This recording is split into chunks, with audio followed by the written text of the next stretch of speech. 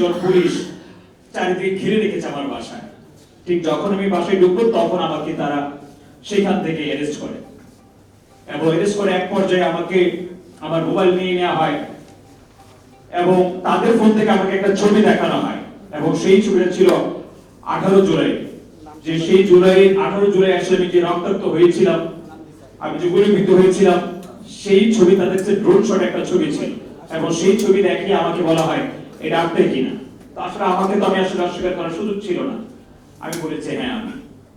তো আমার মোবাইল নিয়ে নেওয়া হয়, আমার মোবাইল আনলক করা হয় এবং আনলক করার ফলে বিগত 9 বছরের যে রাজনীতির আমার লড়াই সংগ্রামের ছবি, ভিডিও, বক্তব্য সবই ছিল, সবকিছু কিন্তু বেরিয়ে আসে। পরবর্তীতে আমাকে অ্যারেস্ট করা হয় এবং থানা থেকে এক পর্যায়ে আমাকে আবার ডিবি অফিসে নেওয়া হয়। সেখানে নানান রকমের শারীরিক এবং মানসিক নির্যাতন কিন্তু আমার উপর করা হয় এবং এক পর্যায়ে আমাকে আসলে কেন্দ্রীয় কারাগার সেই ক্যারাগঞ্জে পাঠানো হয়।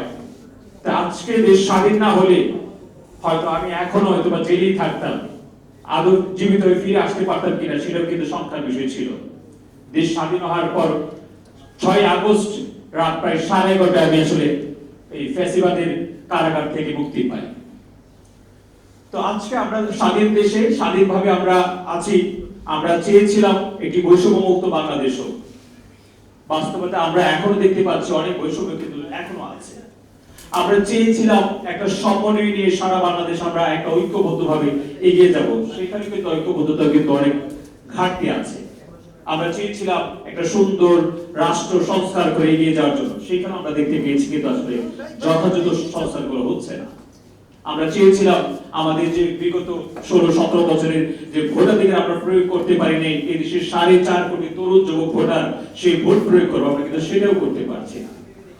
আমরা চেয়েছিলাম যারা যুদ্ধ করেছে সেদিন 1400 বা প্রায় 2000 যারা শহীদ হয়েছে এই বৈষম্যমুক্ত বাংলাদেশ গড়ার জন্য, 35 থেকে প্রায় 50,000 যারা আহত হয়ে আছেন এখনো পর্যন্ত সুচিকিৎসা পাচ্ছে না।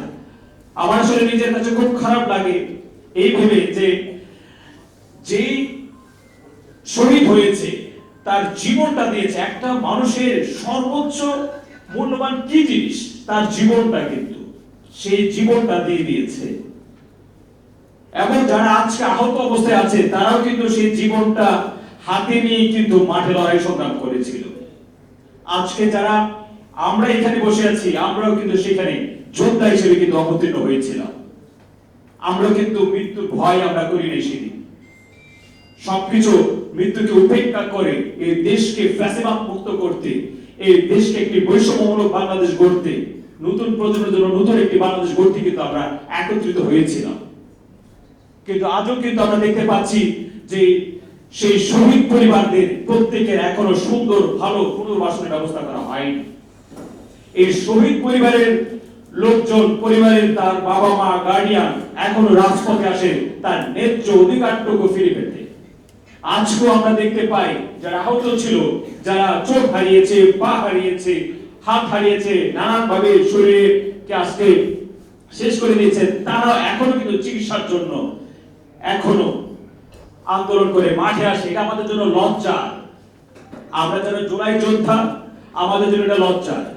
আমরা যে সরকারকে বসিয়েছি জনতার সরকার হিসেবে, সেই সরকারও কিন্তু এই দায় এড়াতে পারবে না, দায় এড়াতে পারে না।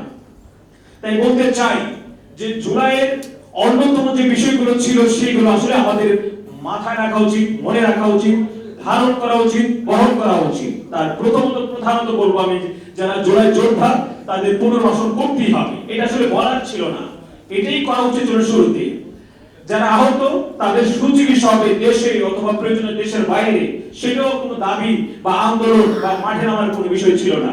সেটাই ছিল সবার আগে কাম্য আমাদের, কিন্তু সেটাও হয়নি। আমরা দেখতে পেয়েছি যে আজকে যারা আমরা শিক্ষার্থী অথবা আমরা যারা ছাত্র নেতা হিসেবে আছি, নেতৃত্ব দিচ্ছি, আমাদের যে শিক্ষা কমিশনটুকু কিন্তু এখনো পর্যন্ত হয়নি। এই ছাত্র জনতার অভ্যুত্থান বলা হয় 24-এর অভ্যুত্থানকে, তাহলে সেই ছাত্রদের কতটুকু মূল্যায়ন করা হয়েছে? আমরা দেখতে পেয়েছি যে মাইলস্টোনে যে নিদারুণ একটা নির্বাপক যে অগ্নিকাণ্ড হয়, সেখানে শত শত মাসুম বাচ্চারা শহীদ হয়েছে।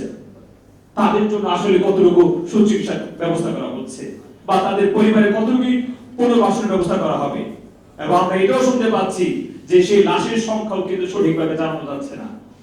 যে হারিয়েছে সে জানে তার বেদনা যন্ত্রণা কতটুকু, কিন্তু অনেক সময় আমরা দেখতে পাচ্ছি যে অনেকের সে হারানো সন্তানটুকু তার কাছে পাচ্ছে না, সেটা হোক পুরা কয়লার মতো, তারপর কিন্তু সে চায়, কিন্তু সেটা কিন্তু দেওয়া হচ্ছে না। সো আমরা চাই এই বৈষম্যমুক্ত বাংলাদেশে বৈষম্যমুক্ত হোক, সুন্দর একটি বাংলাদেশ নির্মাণ হোক।